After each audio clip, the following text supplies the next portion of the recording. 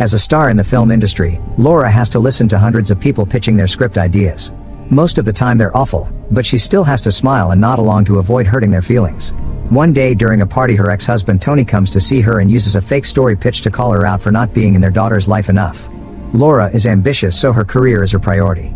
Tony is a screenwriter and a recovering alcoholic whose depression is keeping him from writing lately.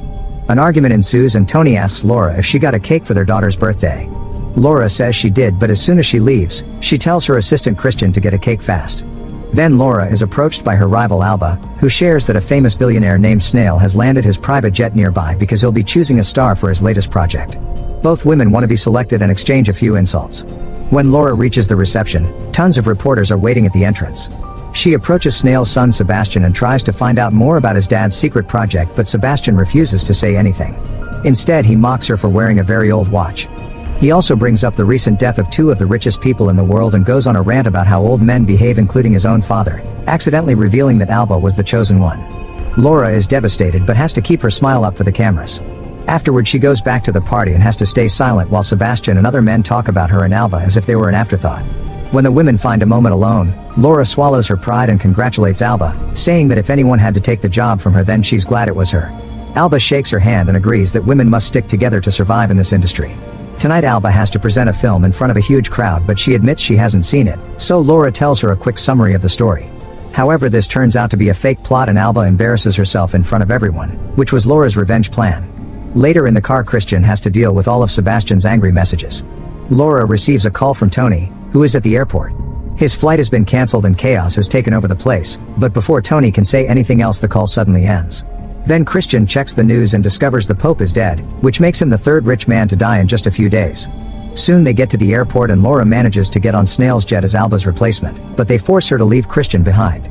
As the plane takes off, Laura chats with another guest who tells her about the death of yet another wealthy man that happened a few minutes ago. His extremely white teeth creep Laura out. Moments later, Laura is on a video call with Tony and their daughter Anna to celebrate her birthday.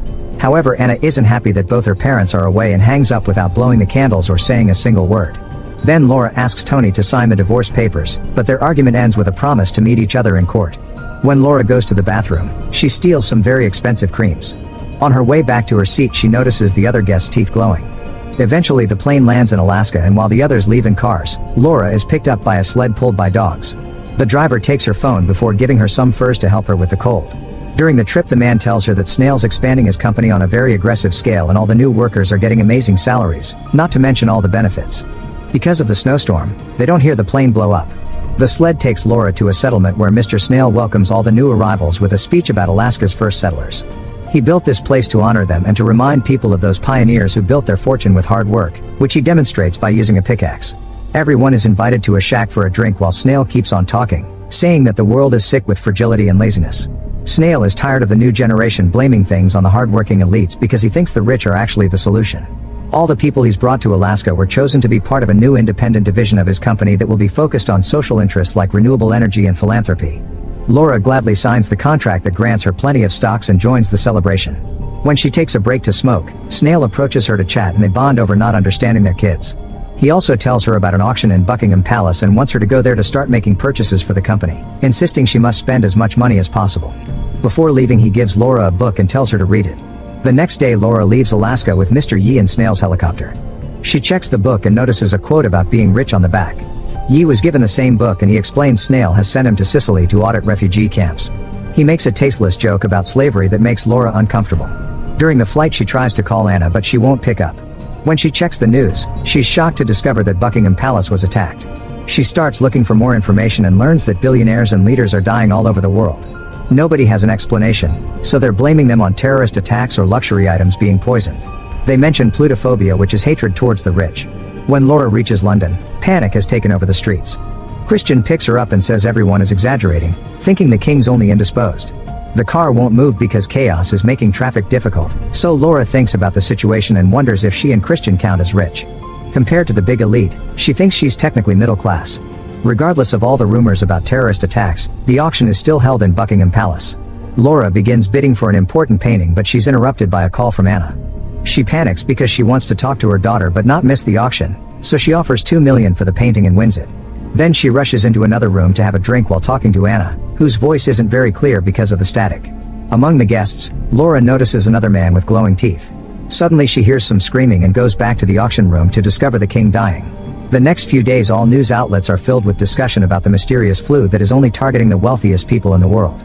There are lots of comments about terrorism but also many conspiracy theories on the internet. Soon it's discovered that the glowing teeth are a symptom of this flu. Financial activity is suspended and the elite asks for special protection. Christian thinks the government should gather all the billionaires in one place and lock them up so the rest of society can avoid going through another quarantine. Laura gets a call from her mother, who informs her that Anna is staying with her in Spain. Afterward, Laura goes to the company's London office, where employees are now wearing masks. Sebastian is furious that Snail gave her a position that should have been his and starts destroying everything in the room while calling her a peasant. He reveals that his father fired him and he ran to hide in Alaska after hearing some strange rumors, meaning he's been burning through the family fortune. Luckily, Sebastian has been diverting company money to his private fund so he can survive on his own. Laura notices Sebastian's teeth glowing and decides to leave. Christian rushes to inform her that the government has declared a state of emergency so all flights are cancelled. She tells him to find her something anyway because she's desperate to return to her daughter and advises Christian to leave the city as soon as he can. When she leaves the building, soldiers are protecting the entrance from hundreds of protesters. She gets in a company car and calls her broker to check on her stocks. The driver overhears this and quickly puts on a mask. The broker tells Laura that because of the chaos in the economy her stocks have grown and she's now rich, but he can't celebrate considering the circumstances. Getting scared, Laura asks him to sell her stocks but it can't be done because the market is closed. Her only options are spending the money or giving it away. Then Laura goes to her apartment and begins packing, but she can't help stopping at the mirror to look at her teeth. At that moment someone rings her bell and she opens the door to find 3 soldiers, who explain she was chosen for special protection. She can stay in her apartment or be taken to a safe location, and Laura chooses the latter. However, when she goes to her room to grab her bag, she escapes through the window and goes down the fire escape to reach the parking lot with her car. Moments later Laura is leaving the city and finds signs with graffiti asking to kill all rich people to contain the virus. Eventually she finds the road blocked by too many cars and has to continue on foot. She then finds Christian, who has gotten her a spot on an old private plane. People are fighting to get aboard and a man is so frustrated that he throws a lady's dog, who ends up getting hit by another plane. Before leaving, Laura pretends that Tony is trying to take all her things in the divorce and asks Christian to take hold of her assets until the agreement is done. However, he can tell she's trying to pass her fortune to him and walks away without signing anything. Once everyone is aboard, the plane takes off with lots of shaking. Laura calls Tony to tell him she'll be in Barcelona in 6 hours and learns that he's at her mom's too. She tries to protest but the call is cut short by bad signal. Then the passengers start discussing the situation and it immediately escalates into a big argument. However, everyone starts freaking out when they notice that the dog-throwing man has glowing teeth. The other passengers call him infected and try to attack him, so the man defends himself and starts beating people up. They accidentally fall on a lever and open the plane door, but this doesn't stop the fight. The man and the dog owner grab each other's faces to cause severe wounds and another passenger uses the chance to kick them both off the plane. Once the flight has calmed down, Laura checks the news on her phone and learns all billionaires have been quarantined. Many of them are destroying their most valuable assets hoping it'll keep the sickness at bay. People online are calling the virus the rich flu. Eventually Laura arrives in Spain and sneaks out of the airport to call Tony. While waiting for him, she searches Snail's name and finds many articles saying he's disappeared without a trace, but his assets have been destroyed. Getting suspicious, Laura grabs the book he gave her and rereads the quote. She realizes there never was a project, Snail just used them to give them his fortune by pretending they were salaries and building the settlement. That way he could stop being rich. Laura yells in anger and throws the book away. At that moment Tony picks her up in his car. During the trip he explains the situation here is the same, all the rich people were taken away and nobody dares to go to work. When they find the road blocked by cops, Laura worries about her bag, which contains her jewelry and cash. Tony scolds her before hiding the bag and stopping the car so the police can do their check. Their health appears to be fine, and when an officer is about to look inside the car, a truck speeds down the road and crashes against the police barrier, causing a small explosion. With the officers rushing to take care of this, Laura and Tony use the chance to get back in the car and drive away. In the city, explosions are happening everywhere and people are rioting in the streets while the government is trying to apply emergency protocols. Tony and Laura travel to a small town in the mountains and find houses with anti-rich graffiti on the walls. Laura searches for Anna and finds her having fun with other teenagers while wearing an anti-rich t-shirt. A furious Laura doesn't say a single word to her daughter and instead goes looking for her mother Marta to complain about putting her ideals in the young girl. However, Marta reminds Laura that Anna is safe, thanks to her. Afterward, Laura joins the communal meal, but everyone is watching her with distrust. A gentleman notices her watch and remembers she bought it with her first salary, so he's impressed to see she still has it.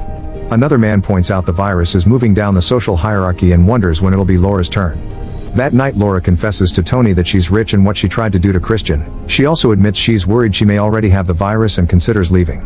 At that moment the gentleman from lunch comes to warn her that the locals are angry and want her gone. An argument ensues because Marta and Tony don't want her to go, but soon an angry mob surrounds the family as they demand Laura to leave. Moments later the entire family leaves together on a ship. Marta says she has a friend in Tanzania who lives off the grid and can take them in. There's a long journey ahead of them, and while they sail they often see other ships trying to get away too. They survive by fishing and gathering water from the rain. One night they hear a strange noise and realize it's a woman floating on a board asking for help. They immediately throw a rope to bring her to their ship and feed her.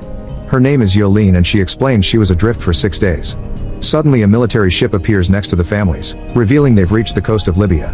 The soldiers explain that their country isn't accepting refugees at the moment before moving to arrest the family and tie their ship to the military one. The next morning the ship stopped near the coast of an African island before the soldiers tell the group to jump into the water and swim. When the group tries to protest, they're pushed off. Yolene and the family swim to the nearest beach and find a memorial dedicated to all the migrants who lost their lives at sea. The group then searches the area and finds a refugee camp, where a huge crowd gathers around an army car to have a chance to grab some food. Yolene pushes her way through the violent mob and manages to get some supplies that she shares with the family. Afterwards some doctors run a quick test on them to make sure they're healthy. People are being separated by place of origin, so Yolene is sent to the African tents while the family joins the other Europeans. A soldier tells them that they lost contact with the mainland 4 days ago and that Africa is only accepting their own citizens. Laura tries to explain she donated lots of money to African charities, but the soldier points out that's not how things work here. This means the family is stuck. While looking around, Laura is surprised to find Yi, who tells her that poor countries are doing fine while Europe is burning. He advises her to take shelter and not to come out until dawn. When he takes off his mask, he reveals glowing teeth. That night Yolene and the family leave the camp and hide under some old debris. Laura tries apologizing to Tony for the way their relationship ended, but Tony stays silent, so she forces him to show her his teeth. It turns out they're glowing because he signed the contract that Christian ignored, so he's the current owner of Laura's fortune. The duo goes outside to discuss this and Laura starts crying while Tony tells her to protect their daughter.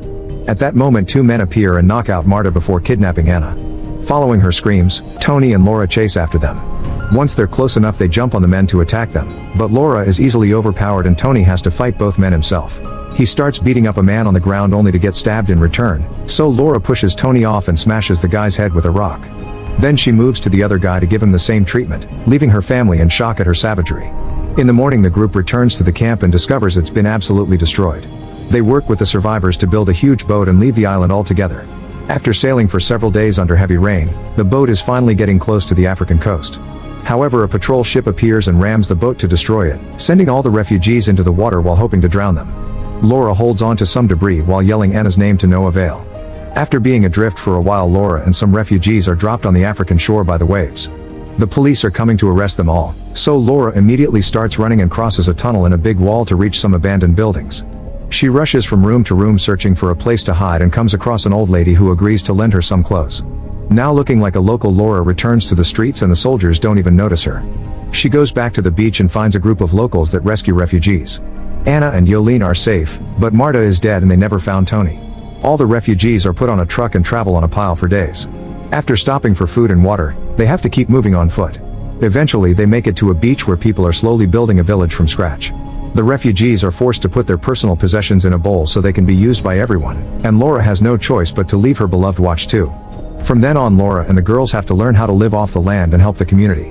One evening Laura sees a woman wearing her watch and follows her to make a deal. She wants her to exchange the watch for some pretty shells she's been collecting. As she smiles, her teeth begin getting whiter.